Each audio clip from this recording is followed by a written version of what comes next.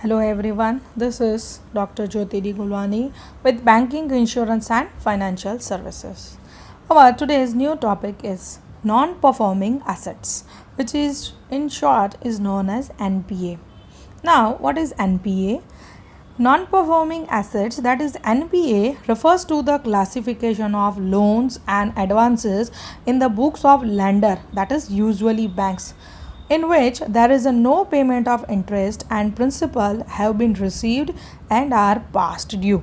Means यहाँ पे जो बैंक लोन्स प्रोवाइड करती है उनको अगर interest as well as principal amount नहीं मिलती है वापस जो उन लोगों ने लोन दिया है या तो बहुत टाइम से बाकी है, that is known as NPA. Loan दिया है लेकिन जो कस्टमर्स हैं they are not giving interest as well as the principal amount back from so much of the time period, than it is known as non performing assets.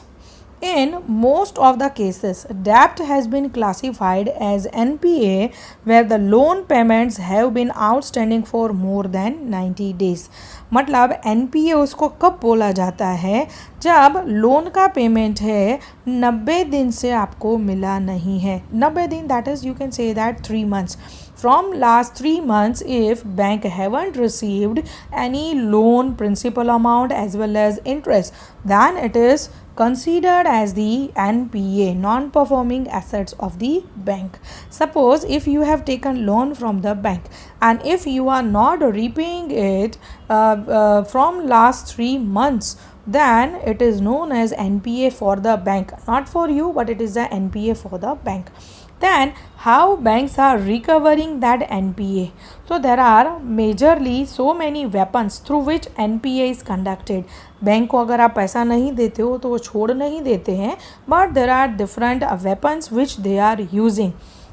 So let us see that weapons. Recovery of management of NPA, कैसे उसको recover करते हैं, पैसा वो कैसे वापस लेते हैं. तो see certain agencies are there who are managing NPA of the bank. जो certain agency हैं which are you can say that managed by government, अलग अलग agencies government ने बनाई है वो वहाँ पे NPA recover करते हैं. Here you have to remember the full name of this particular agency as well as when the act was passed in that particular agency, how much amount maximum they are helping for the recovering, उतना चीज़ें आपको इसमें याद रखनी है. So let us move to the first one. Number one is Debt Recovery Tribunals. In short is known as DRT. The recovery of debt due to Bank and Financial Institution Act was passed in 1993. इसका जो institute का जो act है वो पास हुआ था in 1993 to provide for the establishment of tribunals for recovery of debts due to bank and financial institute. Bank को और फाइनेंशियल इंस्टीट्यूट को जो डेप्ट होती है उसको रिकवर करने का एक्ट है. It was passed in the year 1993. Now government of India to improve the functioning of DRT मतलब इसका फंक्शनिंग इम्प्रूव करने के लिए enable the borrower to make an application before the DRT against the measures taken by the secured creditors without depositing any portion of the money due. Government of India, repeating, improves the functioning of DRT to enable the borrower to make an application before the DRT against the measures taken by the secured creditors without depositing any portion of the money due. जब वहाँ पे creditor है application देता है कुछ भी deposit किए बिना उन लोगों को वो एप्लीकेशन देना है. Now within a period of 60 days from the date of application enables any person aggrieved by order made by DRT to file an appeal before the Debit Recovery Appeal Tribunal after depositing 40% of the amount due from him as claimed by the secured creditor or as determined by the DRT whichever is lesser. मतलब government ने यहाँ पे क्या rule बनाया है, अगर आपको वहाँ पे डेप्ट पैसा आपका वापस नहीं मिल रहा है, लोन वापस नहीं मिल रहा है, तो एज अ क्रेडिटर मतलब एज अ बैंक आपको डीआरटी के सामने वहाँ पे एप्लीकेशन रखनी है और आपको वहाँ पे कुछ भी पैसा जमा नहीं करना है.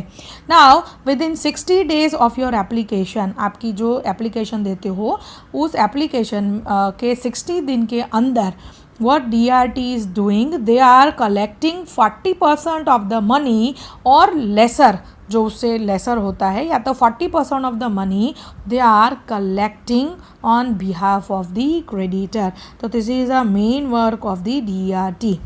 Then number 2, corporate debt restructuring, which is known as CDR.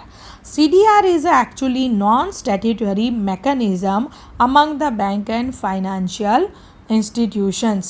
The process includes corporate would includable in this fresh financing funding requirements by the lenders as per the respective normal policy parameters and eligible criteria. In short अगर इसको समझा जाए, कोई words अगर समझ में नहीं आए, तो this scheme actually was started in 2001 but was mainly fine tuned in the February 2003 based on recommendation made by a working group. A recent review of the operation of the scheme revealed the nearly 1/3 of the units assisted under the scheme improved their financial position. Again, this scheme was started in 2001 and was fine-tuned in the year 2003, and this is a non-statutory mechanism among the banks and financial institute. Recent review of the operation of the scheme revealed that nearly 1/3 of the units assisted under the scheme improved their financial position. मतलब जो bank ने ये scheme के under में registration करवाया to cover their NPA, उसमें से 1/3 की फाइनेंशियल पोजीशन अच्छी हो चुकी है. Number 3 is SRFAESI Act 2002, which is known as Securitization, Reconstruction of Financial Assets and Enforcement of Security Interest Act 2002. The government has passed this act in 2002 in order to give teeth to the banks to proceed against willful defaulter. जो defaulter हैं उनको दांत दिखाने के लिए ये act पास हुआ था. and effect recovery without any intervention of courts and tribunals. अगर आपको रिकवरी करनी है तो बैंक के पास जाना है, कोर्ट के पास जाना है, या तो उसके ट्रिब्यूनल्स हैं उनके पास जाना है. But this is a act where there is a no intervention of courts and tribunals. The Supreme Court, in its judgment in April 2004, constitutional validity of act, it has been declared as unconstitutional constitute of India. मतलब इसमें कोई court की ज़रूरत नहीं पड़ती है in short. So this act was mainly passed to show the teeth to the defaulters. Next is credit information on defaulters and role of Credit Information Bureau of India Limited, which is known as CIBIL. CIBIL was a milestone in credit processing and analysis. Actually, this was amended in the year 2003. ये 2003 में amended हुआ था. But it has become operational from the year June 2005. ये जून 2005 से चालू हुआ. It covers registration, responsibility of the bureau, rights and obligation of the credit institute, and safeguarding of private rights of the borrower. ये सारी चीज़ें consider करता है. The CIBIL collect information relating to all borrowers and confirm upon the RBI the power to determine the policy in relation to the functioning. ये 2003 में चालू हुआ था, 5 में मेनली इसका काम चालू हुआ था. It covers registration, responsibility, rights, obligation, privacy of the borrowers and it hand overs to the RBI. Number 5 is assets reconstruction companies. An ARC, which is known as ARC.